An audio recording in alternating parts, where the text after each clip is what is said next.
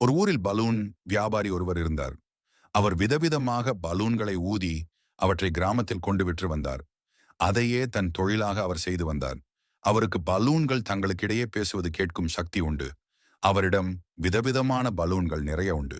ஒரு நாள் அவர் வீட்டிலிருந்து பலூன்களை ஊதி பெருக்கி அவற்றை தன் வண்டியில் கட்டி கொண்டிருந்தார். அப்போது திடீரென்று ஒரு பலூன் இவரிடம் பேச ஆரம்பித்தது. அதை கேட்டு அந்த வியாபாரி ஆச்சரியமடைந்தார். இது என்ன?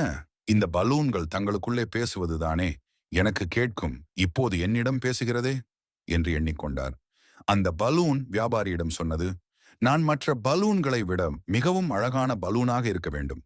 எனவே இன்னும் என்னுள் காற்றை அடைத்து என்னை பெரிதாக மாற்றுங்கள் என்றது. அதற்கு அந்த வியாபாரி சொன்னார், இதற்கு மேல் உன்னை ஊதி பெரிதாக மாற்ற முடியாது என்றார். ஆனால் அந்த பலூன் மீண்டும் அவரிடம், தயவு செய்து என்னை கொஞ்சம் ஊதி பெரிதாக்குங்கள் என்று பணிவுடன் கேட்டது.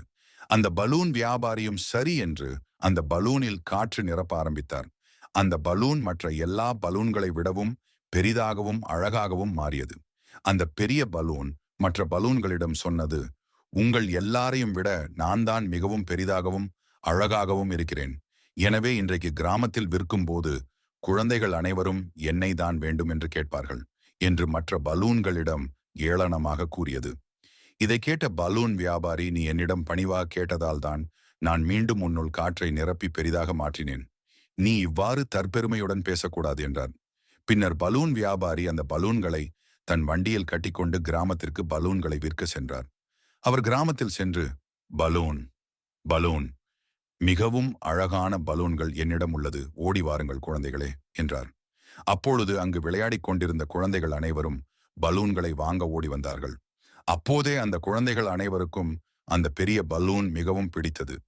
எல்லா குழந்தைகளும் அந்த பெரிய பலூனை வேண்டும் என்று கேட்டார்கள். அப்போது அந்த பெரிய பலூன் மற்ற பலூன்களிடம் சொன்னது, நான் தான் உங்களிடம் சொன்னேனே, எல்லோருக்கும் என்னை தான் பிடிக்கும் என்று சொல்லிக்கொண்டே சிரித்தது. பின்னர் ஒரு சிறுவன் அந்த பலூனை வாங்கிக் கொண்டு சென்றான்.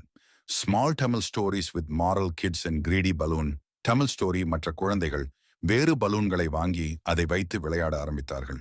அந்த சிறுவன் இந்த பெரிய பலூனை வைத்து விளையாடி கொண்டு சென்றான்.